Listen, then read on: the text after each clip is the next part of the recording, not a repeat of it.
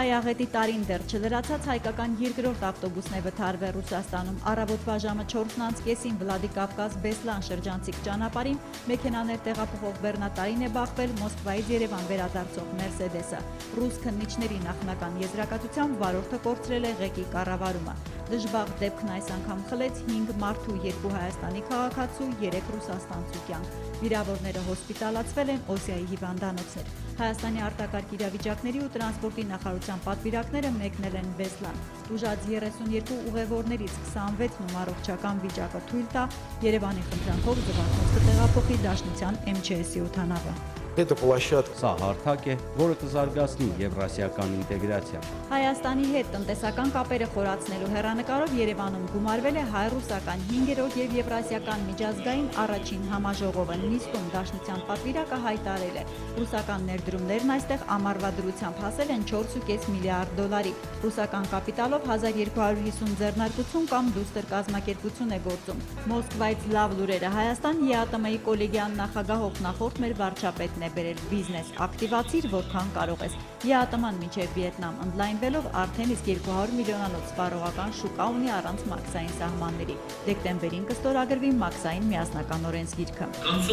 Տարվա վերջում ԵԱՏՄ-ում պետք է ունենանք ընդհանուր դեղորայքի, էներգետիկայի, գազի, նավթի ու նավթամթերքի միասնական շուկաներ։ Կարտոֆիլի բերքն այս տարի այնքան առատ է, բանջարեղենի ամենամեծ գնորդ պաշտպանության նախարարությունը բանակի համար այն ձեռք է բերում ըստ գյուղացիների 35-ից 40 դրամով։ Այդ փաստն օգտագործելով վերավաճառողներն իջեցրել են կարտոֆիլագործներին առաջարկվող արժեքը, չնայած որ Երևանի խանութ շուկաներում դրա գինը 120-ից 150 դրամից էժան չէ։ Բախտից խռոված գյուղացիները սեպտեմբերին բոյկոտեցին շուկայի այդ զարգացումը եւ դադարեցրին կարտոֆիլի մեծածախ վաճառքը, բայց մինչեւ երբ։ Հարցի լուծման համար պետության միջամտությունը պահանջելով Գեղարքունիքում Վարդենիսի բնակիչները փակել են դեպի Քարվաճար տանող ճանապարհը։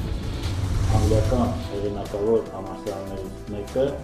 իր ներկայությունն է հաստատում Հայաստանում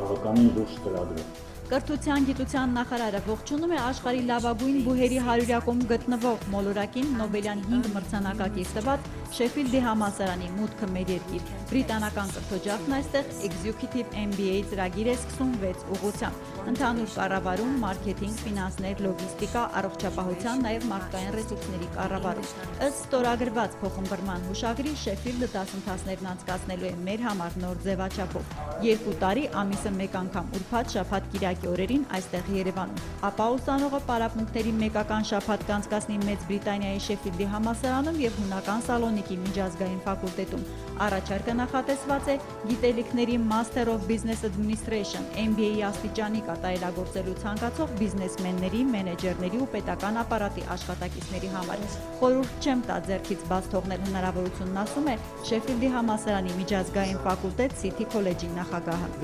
Առաջինը հիշեք, Շեֆիլդն աշխարհի լավագույն բուհերից է։ Սովորողին Երևանում մենք տալու ենք Մեծ Բրիտանիայի Շեֆիլդի համալսարանի MBA աստիճան եւ վերջապես սա բացառիկ առիթ է տնից երկրից չբացակայելով Եվրոպայում լավագույն միջազգային մակարդակի կրթություն ստանալու։ Յուղի հավաբները չհաշված հայկական 13 թռչնաբուծարանները միասին տարեկան 600 միլիոն հատից ավելի ձու են արտադրում։ Հավկիթն այն բացառիկ մթերքներից է, ինչի առումով երկիրն ինքնաբավ է, այնպես որ Հայաստանն էլ կարող է աշխարհի հետ հոկտեմբերի 2-րդ ուրբաթը նշել որպես ձվի օր։ Հոկտեմբերի պայծառ արևը խամրեցրած ամպերը անձրև ու աշնանային ցուրտ են բերել Հայաստան օդի ջերմաստիճանը կնվազի մոտ 9 աստիճանով։ Ըստ օդերևութաբանների եղանակը կպարզի հոկտեմբերի 16-ին, բայց տաքերն էլ հետ չեն գա, սնդիկությունն առավելագույնը բարձրանալու է մինչև 19 աստիճան։ Որքան էլ տարօրինակ հնչի, առաջին թաց ձյունն այս տարի ոչ թե Սառը Շիրակում ու Գեղարքունիքում, այլ Վայոց ձորի, Սյունիքի ու Լոռիի բարձրադիր գոտիներում է կանխատեսվել առաջիկա երկուշաբթի։